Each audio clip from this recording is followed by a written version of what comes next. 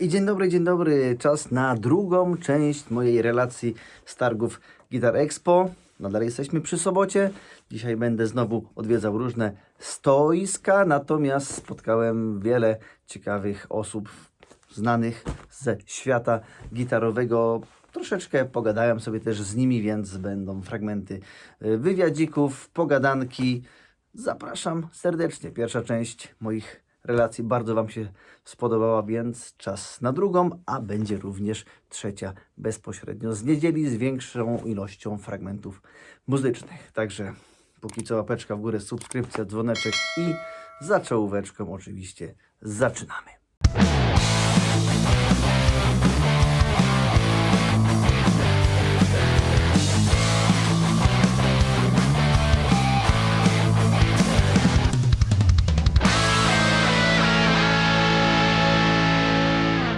Witamy serdecznie panów z Yamahy. Cześć, Łukasz Grybowicz. Paweł Kraśnicki. Cześć, Można za bębenki usiąść? zapraszam. Spróbujemy, skoro są bębenki. Bo sąsiedzi narzekają, że jesteś troszkę za głośniej, więc ja będę grał cicho. Super, czas.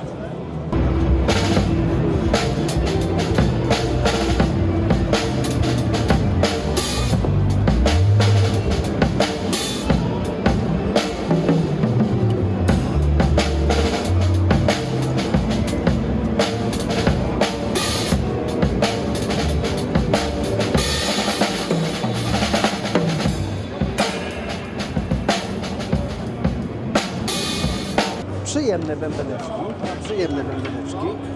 Mamy też basiki. Mamy też basiki. Mamy też gitarki. Ludzi coraz więcej niestety. Ktoś się na mnie dziwnie patrzy. O, dziwnie się patrzy, to ten, co ci dupę telefonem, co trochę zawraca, nawet ci w live przeszkadzał. Koniec, pozamiatane, no. No, przywitać się trzeba było, no nie? Cieszę się bardzo. Dobrze cię zobaczyć na żywo. I również Miło poznać. zapraszam też do mnie na Byłem, ale stanowisko. cię nie było. No to, bo właśnie nagrywam. Jak chcę nagrywać, to będę. Wiesz o co chodzi, nie? Baw się dobrze jak wszyscy, tak? Dokładnie. Nie podobają mi się instrumenty Yamahy. Proszę zmienić moje zdanie. Mamy, proszę pana, jeszcze inny wybór, ponieważ my wychodzimy z założenia, że nie będziemy kopiować konkurencji, tylko Yamaha ma brzmienie swoje i unikalne, ale w portfolio Yamaha od 1 kwietnia znajdą się również gitary Gilda i Cordoba. O, super. Przejęliśmy całe Cordoba Music Group i naprawdę z dumą mogę powiedzieć, że za chwilę, bo to już w przyszłym tygodniu, ruszamy z Gildami i z Cordobami. Natomiast jeżeli chodzi o Yamahę, cóż, trzeba je po prostu wziąć do łapy, ograć, przetestować. Ale ta ładna, jakaś Japończyk. To jest Japończyk, tak, to jest wersja Pacifica Professional. To jest wyprodukowana w Japonii gitara, ręcznie zrobiona. Mamy też japońskie single cuty, czyli naszą wersję Tele.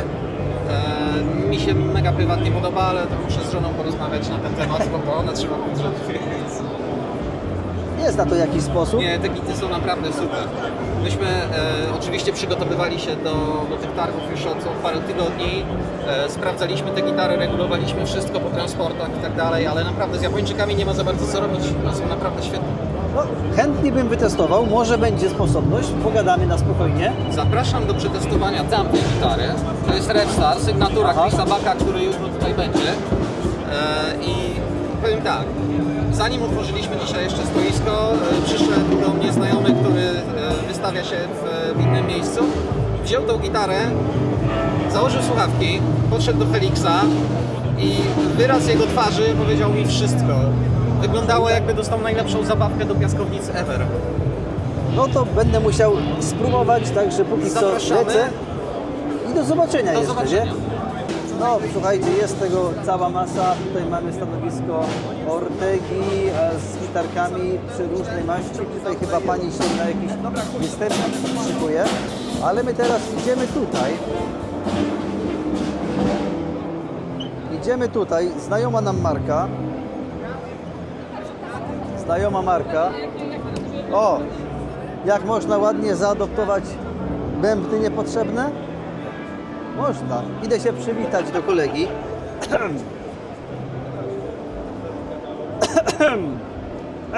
Dzień dobry, cześć. Cześć Pawson, chciałeś spotkania z ciekawymi ludźmi, bardzo proszę. Kolega Matusz z zespołu Koma, basista. Cześć. Kolega Kobes z Cześć. zespołu Koma, gitarzysta. Panów znamy, nie mam Z widzenia pewnie i ze słyszenia. Wszyscy znają. Z kim ty jesteś? Widzisz, jak to się szybko Ale odbywa. połowy człowieka nie ma. Połowy człowieka nie ma. Miluś, chodź Ktoś kochanie. ci ukradł, stary.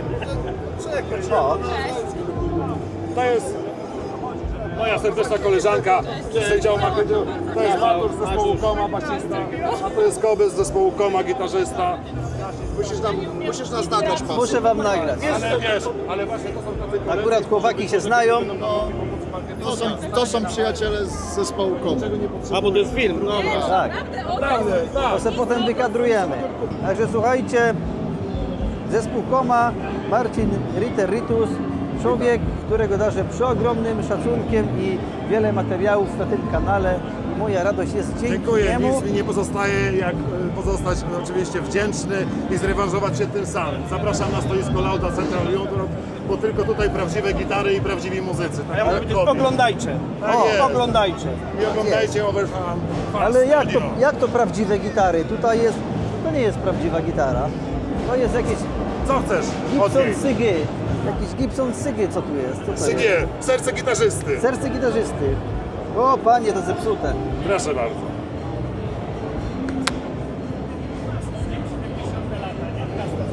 Jak wam się podoba takie cudo? Nie, on jest we Wrocławiu, wiesz? SG z Vegatremem. To są już jaja, nie? Chciał O rety, ludziów cała masa. Nie wiem, czy my już tutaj coś ugramy. Ale jest cała rzesza. Zresztą do Aroła jeszcze wrócimy nagrać relację może potem, ale to się okaże. A PRS-ie nie byliśmy, ale PRS-y to mnie nie interesują, nie no, żartuję. Chętnie wezmę w łapę jakiegoś. Hello, hello my friend, hello. PRS-y, gitary z ptaszkami, można wziąć w rękę? Nie można, nie można. Tutaj też ma fajny zestaw. To jest prawdziwy PRS, nie żaden SE, prawda? Ładnie wykonana gitara. Dajcie znać, czy chcecie materiał na kanale o PRS-ach. Nie, spoko. Ładnie zrobiona gitarka, naprawdę. Naprawdę. Eisenbergi. No, tych ładnych gitar jest tutaj aż za dużo. To na pewno. To na pewno, nie? A gitara, pamiętajmy, wszystko zaczyna się tak naprawdę od klasyka, więc ja gitarzystów klasycznych darzę szacunkiem. Jest to zupełnie inny rodzaj grania, ale no, od tego się wszystko zaczęło. Gdyby nie gitara klasyczna, nie byłoby elektrycznej, koniec, kropka. To jest najważniejsze. No zobaczymy, co tam jest. Słuchajcie, spotkałem Leszka Ciegońskiego, gościa, który to już rok 20? 24 raz gramy. 24 raz organizuje gitarowy rekord świata we Wrocławiu, na który co roku jeżdżę. W tym roku będziecie mogli zobaczyć mnie również podczas różnych wykładów w bibliotece i z tego, co Leszek powiedział przed chwilą wśród kulis, możliwe, że nawet na scenie. Tak, zapraszam youtuberów na scenę, oczywiście z Ksantybem, z Bazogiem zagramy, kto wie co, Little Wing możliwe. Bo Najprawdopodobniej to jest tak. tradycja. A ja też na rekordzie robię zlot workshopowców, czyli wszystkich, którzy uczyli się z mojej szkoły, tej wydanej 35 Tak, lat temu. słynna Bo szkoła. 35 lat temu mija od wydania Blues Rock Guitar Workshop i wszyscy workshopowcy, czyli ci, którzy zaczynali od tego wydawnictwa, albo się uczyli z moich programów telewizyjnych, albo byli na warsztatach, są mile widziani na rekordzie. Zapraszam serdecznie. Zapraszamy serdecznie. Będą wykłady, warsztaty, koncerty, no i bicie rekordu. Oczywiście, świata, prawda? Pozdrawiamy Zapraszamy znakiem serdecznie. Univibe. Univibe, dokładnie. Uniting Vibration of Music.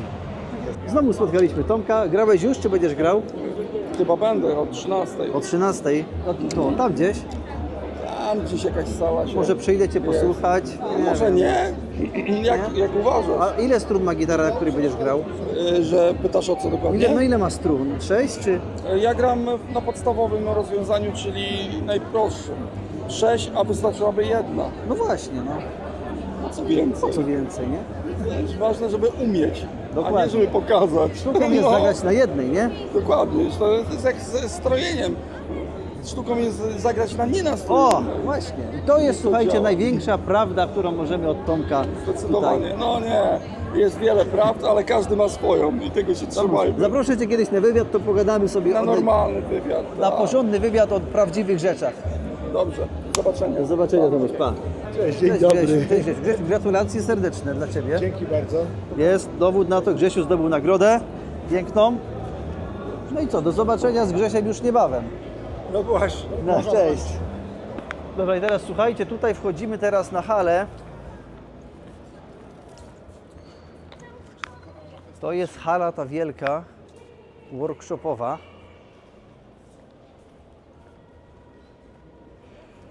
Coś tu się dzieje. Cisza. Nie wiadomo co. To jest chyba tutorial ze strojenia gitary, typu jak dobrze nastroić gitarę.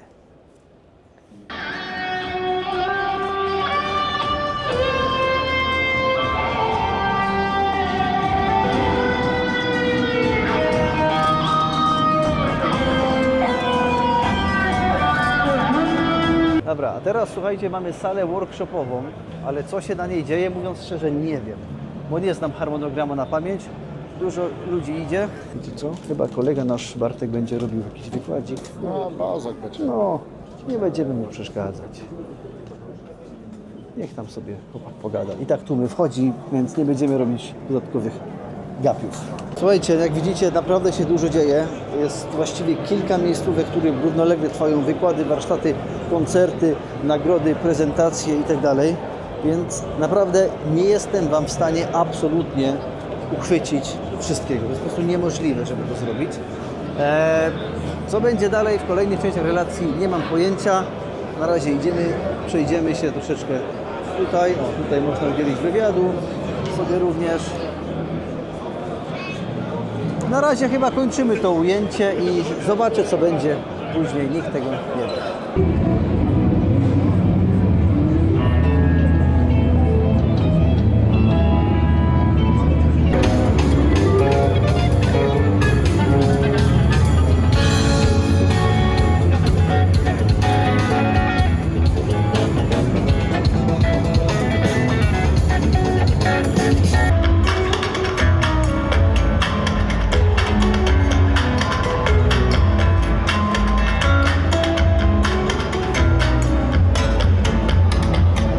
Jest z nami Paweł Fan Studio.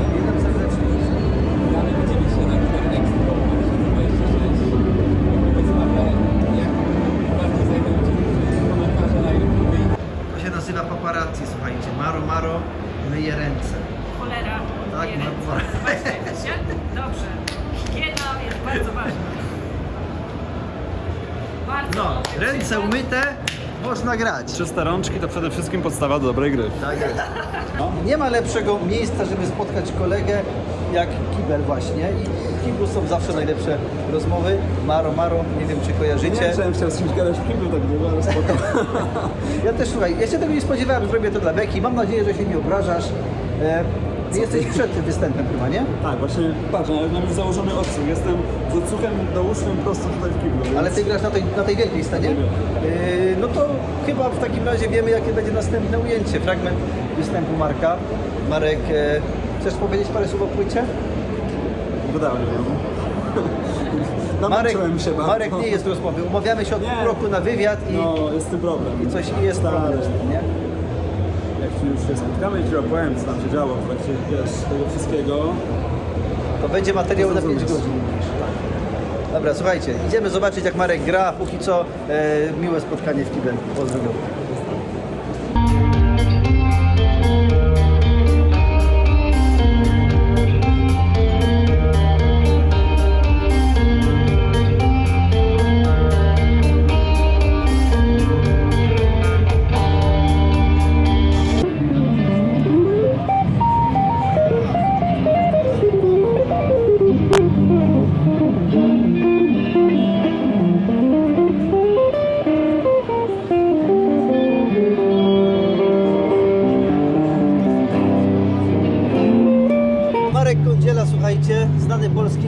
Men.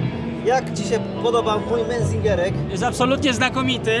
Ten gryf bardzo dobrze wykombinowałeś, jest wąski, jest niesłychanie wyścigowy i poręczny, także bardzo dobry pomysł, muszę sobie taką samą zrobić. Polecam, naprawdę. Ale koniecznie z moim logo No, tutaj na gryfie, tak. słuchaj, koniecznie. Tak. Innych nie możesz. Nie mogę. Dzięki Marek. Pozdrawiam Marek, wszystkich i polecam. polecasz. Tak, zdecydowanie. No, można też shredding trochę zagrać. No, weź to przestań. Tak, jazzmeni śledują. Wszystko wchodzi jak złoto.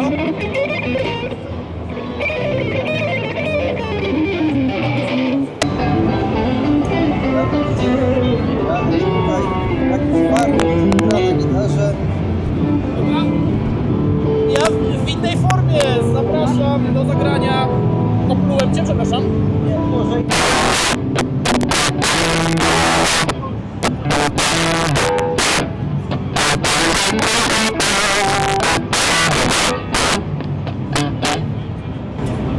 Lepiej.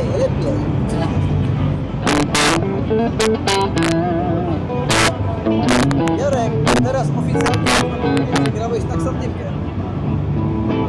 Czyli to jest sytuacja gitarowo-erotyczna, rozumiem. Dzień dobry, miłe słowo. tutaj Miłe dla słowo od nocnego kochanka. Jednego witam Co tam? serdecznie. Zapraszam serdecznie do mnie na stanowisko również. Które bo stanowisko? Tam muzyczne graty Overdrive Fan Studio. Dobra. Dostaniesz w prezencie Ciebie. kosteczkę, O, bardzo miło. gadżecik inne. Dobra, to jeszcze odwiedzę na pewno. Dzięki serdecznie.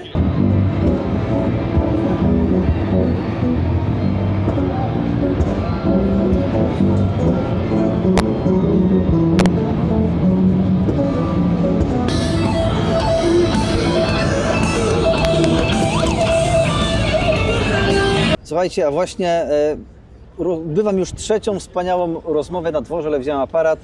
Jednak najpiękniej chyba się rozmawia na dworze tutaj. Zdecydowanie. Zdecydowanie jest bardzo przyjemnie, można odpocząć od tego hałasu. Przede mną Sławek Skowron, czyli największy sprzedawca Harley Bentonów w Polsce. No i jakby nie patrzeć, No tak. nie wiem, może. Może i tak, no. tak. Tak na szybko, ile tych Harley'ów opierdzieliłeś? Kilka tysięcy pewnie. No w tym roku stuknął 10 tysięcy. 10-tysięczna sztuka. nie? Tak.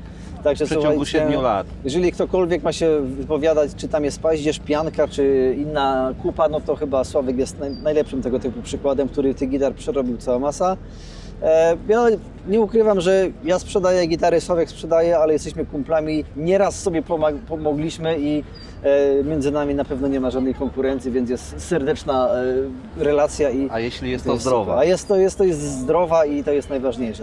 Także Generalnie jeszcze do tego, co powiedziałeś, nawiążę, to czy to jest ta najniższa seria, czy najwyższa, to tam nigdy pianki ani paździerza nie było w Harley Bentonach. Ja przynajmniej nie widziałem, a jak ktoś sobie gdzieś znalazł, to wiesz, nie wiadomo, czy ktoś nie wypełniał jakichś ubytków, czy nie naprawiał. ale tego. rzetelnego materiału, który przecina gitarę i odnajduje w środku piankę, póki co nikt nie Który nagrał. ty zrobiłeś. Ja Ty zrobiłem jeden zrobiłeś. taki, ale no to... No dokładnie. No i wiadomo, że youtuberzy kłamią i nie znają się. Zresztą wiesz, ja myślę, że ta pianka, robienie tego z pianki to wcale nie byłoby takim jakimś cięciem kosztów. Oczywiście, że nie. To było Bo, wręcz... no weź to obrabiaj, no nie? pewnie, I w oczywiście, ogóle, że tak. także- Więc to trochę przeczy logice, No, ale no dokładnie. cóż. No cóż, a jeśli chodzi o paździerz, to pamiętajmy, że paździerz jest tylko jeden OSB X Guitars, które ostatnio mieliśmy na kanale i Wiadomo, że tam nie I będzie tyle. też drewna wieloletnie sezonowanego, tak jak w Nie, no drogich oczywiście, że gitarach tak. i nikt o tym nie Ale mówi, w ale innej- jest to zawsze drewno i uważam, że te gitary naprawdę są do grania i nie należy ich porównywać z Gibsonami, z Fenderami, po prostu Oczywiście. trzeba ich rozpatrywać w swojej klasie w swojej i klasie cenowej. w swojej, Dokładnie. swojej jakby wśród swojej konkurencji i Ale- też dobrze, gdyby właśnie osoby, które zabierają głos, miały jakiś ogląd, czyli przynajmniej tych kilka czy kilkanaście gitar Tak. w ręku tej marki oraz jakby z całego przedziału, bo tam są i gitary i tanie i w średniej cenie i trochę droższe i każda półka jest też inna jakościowo, więc uważam, żeby się wypowiedzieć obiektywnie, to to trzeba mieć wiedzę na ten temat. A nawet jeżeli w tej wyższej półce coś trzeba dorzucić, parę stówek na jakiś porządny setup, no to i tak mamy submonument marki premium praktycznie, czy tam pół premium za niewielką kasę. Zresztą Sławek tym się zajmuje, że kupując od Sławka płacicie ciutkę więcej, ale jakbyście gitarę kupili w sklepie i oddali do serwisu do lutnika, to by Was wyszło znacznie więcej, więc warto czasami się zastanowić i właśnie kupić. No to jest jako opcja, wiadomo. Jako Można opcja, sobie nie? kupić bezpośrednio i samemu coś sobie przy niej zrobić. Można się Oczywiście. coś nauczyć, poznać budowę gitary przy okazji, można oddać do serwisu. Można przynieść do Gitaresco również, bo też przynoszą klienci. Ostatnio miałem właśnie chłopaka, który przyniósł tą gitarę aktywną ST20. Nie wiedział, niedaleko mnie mieszkał, nie wiedział, że Ma taką możliwość. Że jest taka możliwość. Kupił z reflinka od znanego youtubera. Nie Od kogo? będę Którego? Nie od tego? Nie od tego, nie. Nie od tego, ale no właśnie i musiał dopłacić w sumie tyle samo, a może nawet trochę więcej, bo egzemplarz nie był zbyt fajny. No, mógł zwrócić za darmo, ale no też powiedzmy, że nie chciał. No pewnie, nie? to chciał już grać. Słuchaj, powiem Sławek, tak. Chciał szybko grać. Chciał szybko grać, może inaczej, może na ten temat spotkamy się na spokojnie, sobie Jak zrobimy najbardziej, musimy wreszcie Overdrive Talks ze Sławkiem. zrobić to i spotkanie. Zrobimy to spotkanie i tyle. Póki co Sławek Wiesz, dotychczas sobie to obiecujemy, a jeszcze nie wyszło. nie wyszło. I tak w tym momencie gadam z Tobą dłużej niż jestem na każdym ze stoisków gitarowych, także Sławku, miło Cię było jak znowu Dziękuję, zobaczyć. ja też idę zobaczyć trio ścierańskich, bo czekam właśnie na to, także Dobra, a której są teraz? Teraz Niebawem? będą. No to idę też z Tobą. no to chodźmy.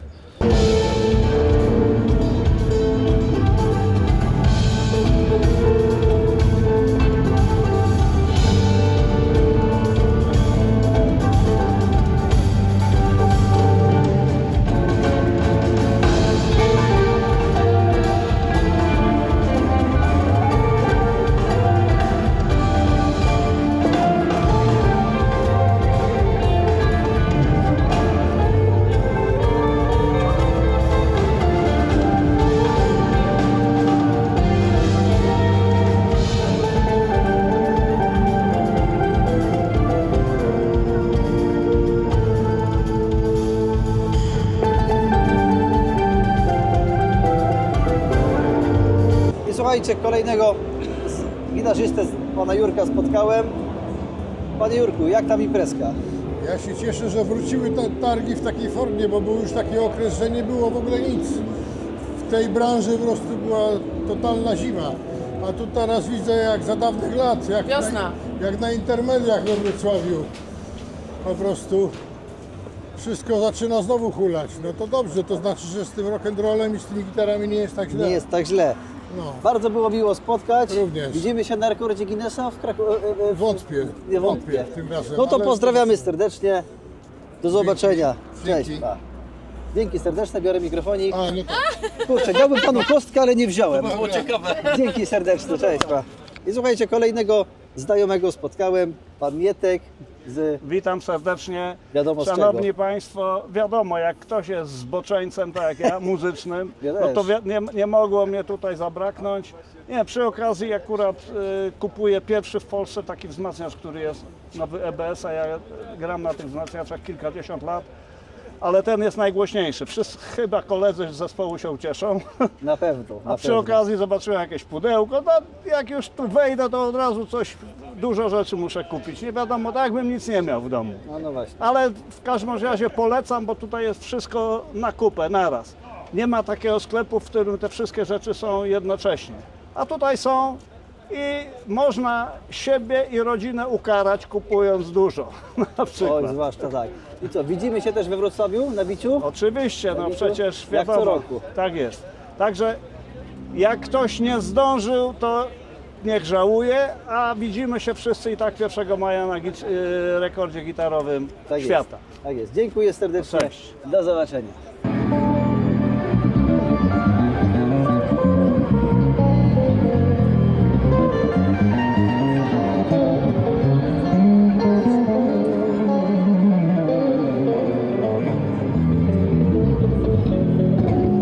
Co pan myśli o wypożyczaniu instrumentów?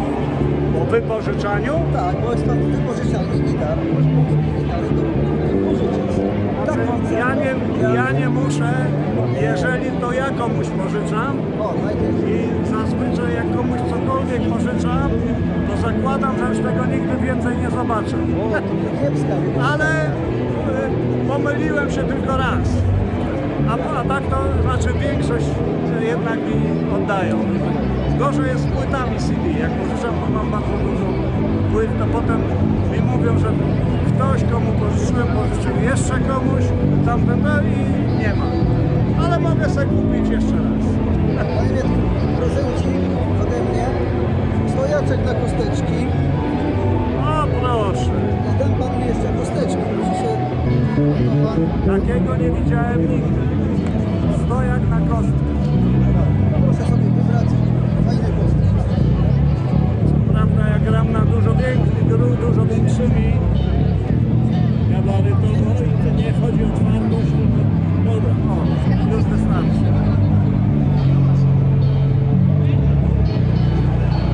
Czyli jedna będzie na grubsze struny, a jedna delikatniejsza na cieńsze, albo do 12 do arpeggiu. O właśnie. Bardzo to jest ładne. Obawiam się tylko, że również w kluczce się może spodobać i wtedy nie wiem. A nie, ja nie w tym celu. Poza tym, że mam dwie wnuczki i wnuka, to minucik. To ona będzie się chciała potem ze mną zamienić, ale jest wszystkiego najlepszego. Jak Państwo widzicie, to jest dom wariatów, to co tutaj się dzieje, więc jesteśmy we właściwym miejscu. Siemaneczko, tu ojciec Arkadiusz z zespołu Nocny Kochanek. Pozdrawiam wszystkich widzów, wszystkich wspierających, wszystkich subskrybentów kanału Overdrive Fan Studio. Może kiedyś mnie zaproszą. Na wywiadzik? Ja nie wiem, przemyślę temat. Przemyślę. Dobrze, będę czekał. Dzięki serdecznie. Pozdrawiam wszystkich fanów Overdrive Fan Studio. Krzysztof Sierański, z którym Krzysztof już Sierański. umówiliśmy się na wywiad. Dobra. Tak jest? Do zobaczenia. Dziękuję, do Dzięki zobaczenia. serdecznie, dzięki. Cześć Wojtku. Ta piękna, czyja to jest ta niebieska? Moja, to jest moja sygnatura, zapraszam. Tylko zobaczę, jak ona Dobra, jest ustawiona. dobra. Wiecie, kto miał taką gitarę? Johnny Tomala. W Nowym Targu robił, koło Nowego Targu. Tak, tak. Tam jest wystawa mojego dziadka, obrazu. Mój dziadek był malarzem. Pani gra na basie czy na gitarze? Ja się tylko ładnie wyglądam. Pani to tak jak ja. Zagramy plusa? Proszę? Zagramy razem plusa? Teraz nie. Bo za głośno jest, jak się wyciszy. Dobra, Lepsze. dobra. Ale piękna. Sylwestrowa, nie? Wojtek. A złota też jest ładna. To też moja. Też? Z Kamili przetwornikami. Jakimi? Z Kamili A, z przetwornikami. Kamilkę. Widziałeś to złoto? Golden Sachs. Podwójna. Fajna. Tu jest jakieś całe stoisko z podwójnymi gitarami. Jest gdzieś tutaj? Nie widziałem. Czy tylko tutaj? Nie widziałem, tylko chyba tutaj. Ja mam taką robioną Salt Lake City. A, Składaną w Polsce, ale nieskończona. Facet, który miał zrobić moje patenty w tej gitarze, zmarł. Nie mam już. Jak będzie ciszej, to do zobaczenia. Powiem wam szczerze, że bardzo się dużo działo, to i tak wy oglądacie, nie wiem, pół godziny z 8 godzin, które tam spędziłem. Gdzie tam więcej? Z 9 albo 10, bo przecież tam byłem przed 9. Zamieszanie ogromne, czy bardzo satysfakcjonujące oczywiście, ale w pewnym momencie się skapnąłem, przecież my z Ksantypem mieliśmy wykład prowadzić. Która to jest godzina? Bo nie patrzyłem na zegarek. 16:40, a wykład mieliśmy mieć o 17:00. I biegnę do Ksantypa, mówię, Ksyndep, wykład. A no tak. Jeszcze załapaliśmy się chwileczkę na Bartka wykładzik razem z prezentacją utworków.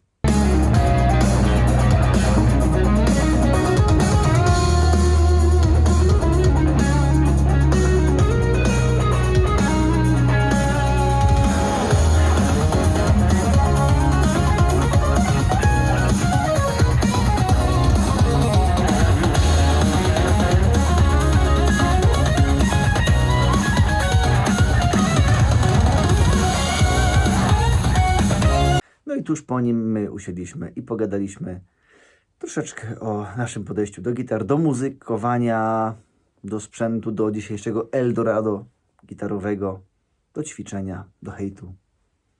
Malutki fragmencik. Za tysiaka można już kupić naprawdę instrument, który pierwsze 5 lat do grania pierwszych, A dla niektórych starczy na jeszcze dłużej. Słuchajcie, no, nawet bym powiedział, że jest troszeczkę Eldorado to jest raz, ale dwa, tworzy się też taka nam sprzętowo-gitarowo patologia, że są instrumenty, które są poniżej tej jakby akceptowalnej jakości, no, słynne tak zwane marketowe gitary. Tutaj nazw też nie będziemy mówić, bo po pierwsze ich nie znamy w większości, bo to są nazwy, których właściwie nikt nie zna. Nazwy, które się pojawiają i znikają. To są nazwy, które dokładnie. Gitary, które jak gdzieś tam nam się trafią, to no, ciężki jest to temat. No to ty jak serwis, nie wiem czy na serwisie ci się zdarzają gitary i wzrok ludzi, że kupiła gitarę za 300 zł, a ty mówisz, no serwis tej gitary będzie kosztował 500. No? Tak, żeby doprowadzić ją do grywalności, więc też mam doświadczenie na przykład z tymi instrumentami, które mniej więcej 10 lat temu próbowałem schodzić na rynek takimi, tutaj mogę wymienić nazwy, bo tych gitar chyba nawet nie ma, nie wiem, Sounder, Skyway, były takie instrumenty i z tych gitar też nie dawało się za dużo wyciągać, no w tym serwisie nawet przy użyciu narzędzi, bo tam się nie zgadzała geometria, więc maszyny CNC, które robią w tym momencie instrumenty masowo, tych gitar podejrzewam, że powstają miliony rocznie, co jest w ogóle przerażające tak naprawdę, że tego jest aż tyle, bo z drugiej strony mamy rynek wtórny, który też może spowodować to, że możemy kupić gitary używane. Na przykład gitara jest zrobiona odbiorowa, ale maszyny CNC w tym momencie są tak dokładne, że trzeba się naprawdę postarać, żeby coś spieprzyć. I tak zakończyła się sobota, czyli pierwszy oficjalny dzień targów. Jakbyście chcieli obejrzeć ten nieoficjalny, to oczywiście dzień 0, czyli piątek, również na kanale się pojawił. Część pierwszą mam nadzieję, że widzieliście, a możecie nadrobić. A już teraz zapraszam Was na trzecią część relacji, czyli niedzieli.